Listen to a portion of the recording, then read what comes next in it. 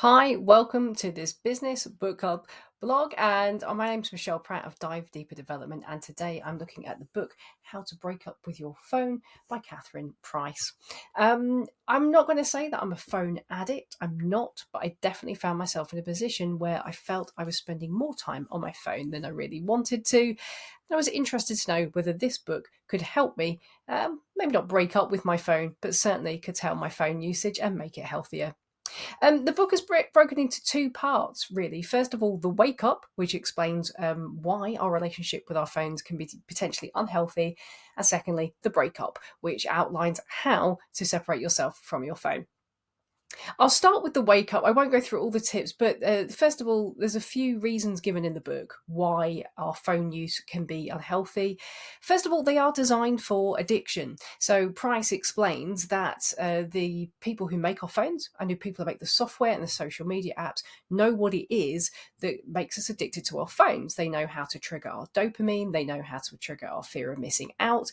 And they understand what gives these little chemical hits in our brain. And they design the phone to get those pinging off so we spend maximum amount of time on our phones. So this makes it really difficult when our reward system is being manipulated to break up with our phones.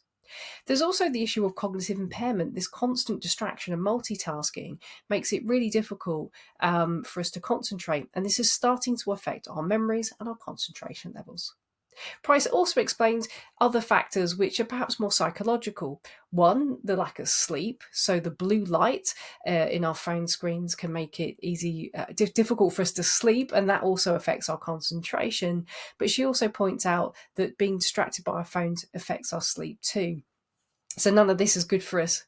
But also the emotional toll, the anxiety, the comparison, the distraction from seeing all these things online have a negative effect on our mental health. They can rob us of our time because they're designed to keep us glued to the phone, but also of our presence with our loved ones, our friends, our family, and our ability to be in the moment too.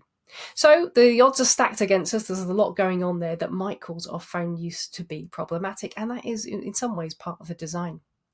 So what can you do? Well, Price suggests in the second part of the book, The Breakup, her 30-day approach to breaking up with your phone.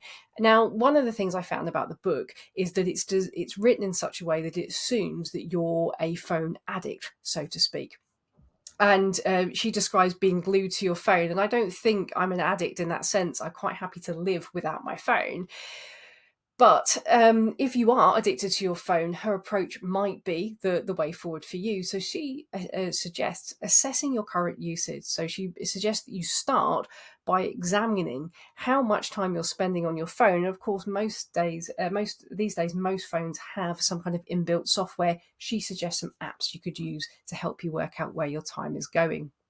Then she suggests actually doing the breakup, and her approach is quite extreme. So to perhaps delete a load of apps off your phone and to maybe just actually take a lot of the social media apps off your phone completely in the first place. If that doesn't appeal to you, some other tips can still be useful. So you suggest creating boundaries, so creating no phone zones, which is at the dinner table, for example. And she suggests maybe deleting some of the apps you don't need, to charge your phone outside of the bedroom, to have a trial separation, to actually try leaving your phone behind for a whole weekend and see how you get on.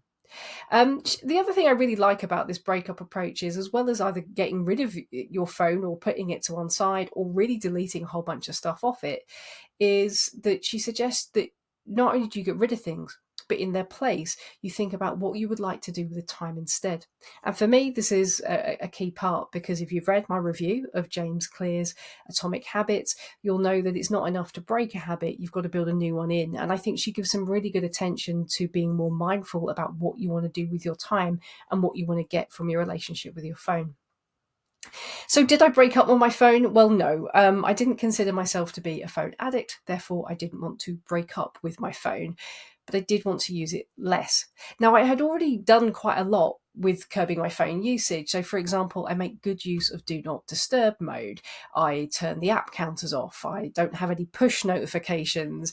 I use modes on Samsung to help restrict my usage when I don't want it. But I was still using my phone too much.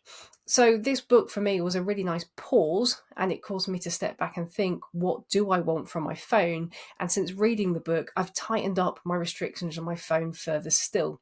I've deleted FIFA, which is one of my favorite games, or EAFC Mobile it's called. It was giving me daily rewards, daily sort of kudos for logging in, and I was collecting all these points, collecting all these players, but it wasn't making me any happier. That's not giving me a dopamine hit and a sense of achievement, but that's not really achievement. And it was getting in the way of my life. I was logging on to get the points, but at the expense of other things, I was losing lots of time. I've also deleted Mario Kart, and I've come very, very close to deleting Twitter. In fact, I've come off that almost completely without deleting the app. So the biggest change for me, I think, is also using modes on Samsung. So as well as a work mode to help me during the day, I've put an evening mode on so that I'm not looking at my phone when I'm watching TV with my partner or when I'm out with friends. So it has definitely positively influenced my phone usage. So I think that's a definite plus.